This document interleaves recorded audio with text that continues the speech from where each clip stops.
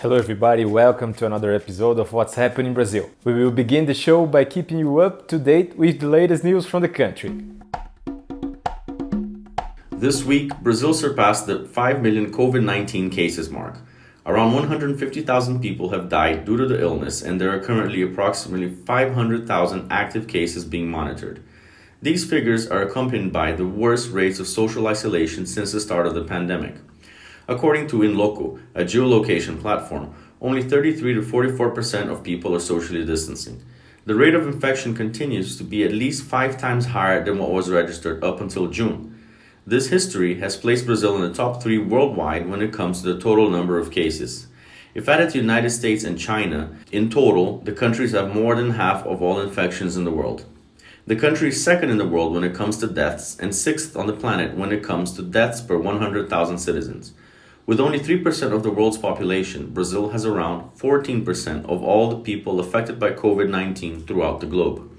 Brazil's national sanitation watchdog, known as Anvisa, has allowed for the pesticide paraquete to be used in the country.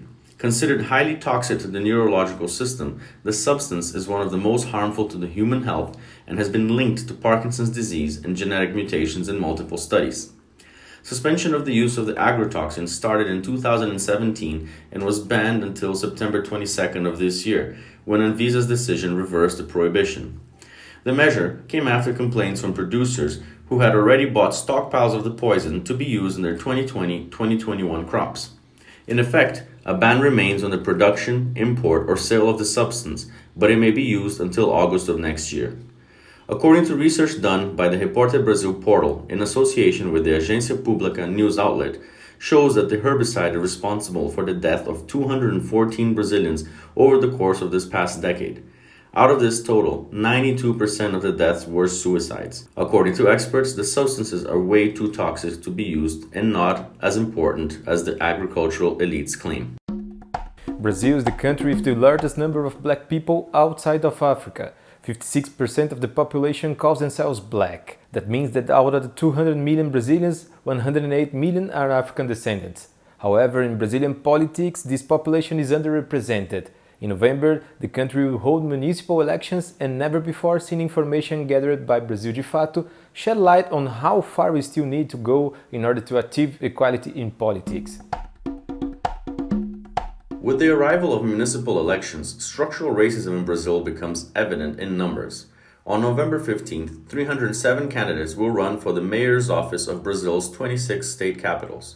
Out of these, only 33% are black. This means only 107 candidates, though the black population is the majority in the country. When looking at the gender breakup, the disparity is even greater. For every 15 mayoral candidates, only 1 is a black woman. In relation to the total number of candidacies, 317, the figure represents only 6%. It's a reaffirmation of the racism and sexism of institutionalized white, hetero-patriarchal politics. Black women represent only around 6% of mayoral candidacies in the country's capitals, while we are more than 25% of the population. The information was gathered by Brasil de Fato, and it also showed that black representativity can be even smaller due to an unusual phenomenon in this year's race, a change in how some candidates are racially identifying themselves. 20% of black candidates have already registered as white in other elections, a total of 23 people. This massive shift in identification among candidates occurred after the Supreme Electoral Court ruled that parties had to split funds evenly among black and white candidates. For federal Congressman Orlando Silva, these figures create an even more complex scenario in which Brazilian institutional politics, at all levels, has not placed race relations as a central topic of debate. The fact is that parties don't treat race relations as a relevant theme. This reduces black representation in politics. This lack of representation has many underlying things justifying it. One of them is the fact that the black population never sees itself as being part of the Brazilian political elite. Every time I go up on that podium in Congress, I might as well be in France. I could be in Greece or in any European country going by the ethnic racial makeup of the chamber. During his speech at the opening of the UN General Assembly, the country's President Jair Bolsonaro blamed Indians and mixed-race natives, NGOs, and the press for wildfires in the Amazon and Pantanal regions.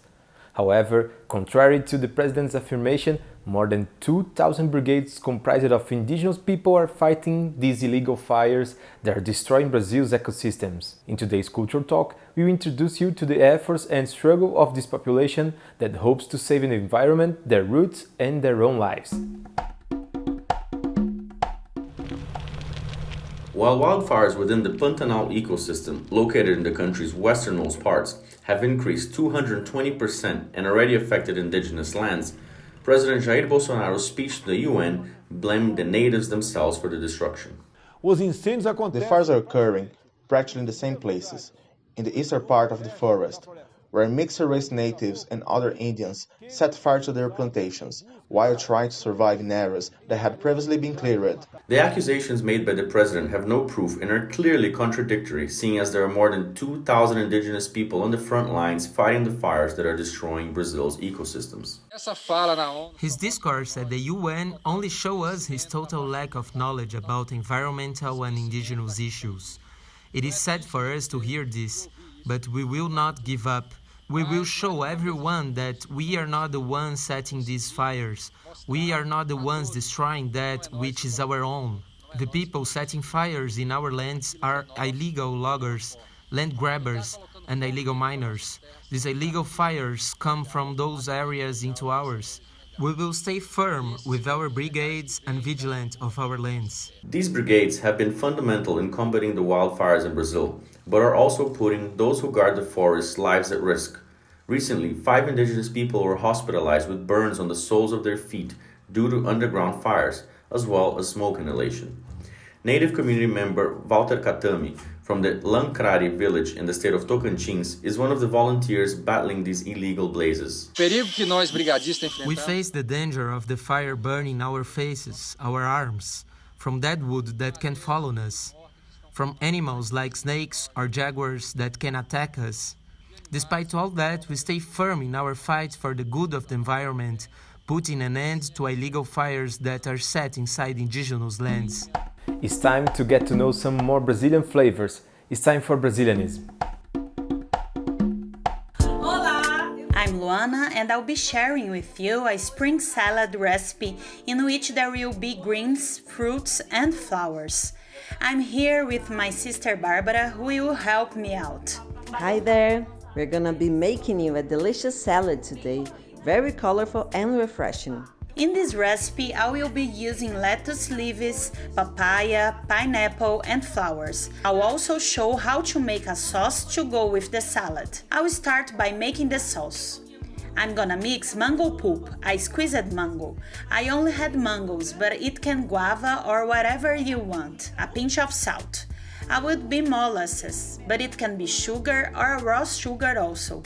I will also add a bay leaf and half an onion and cook it.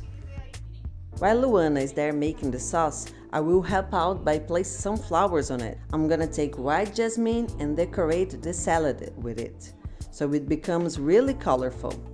How about the sauce, Luana? How long do you cook it for? Around 15 minutes. Let's wait for a little reduction and remember it has to cool down. I'll grab it right away so you can add the sauce. But we need to wait for it to cool down, otherwise it will burn the leaves. I used lettuce and arugula, but you can use whatever you have at home. Circumstantial cooking is like that. Use what you have. Now I'm gonna finish it off. Once it cools down, just add the sauce to the salad. Have a look. The sauce is on the salad. It's ready. And that's all for today. If you like the video, hit the like button and share with your friends.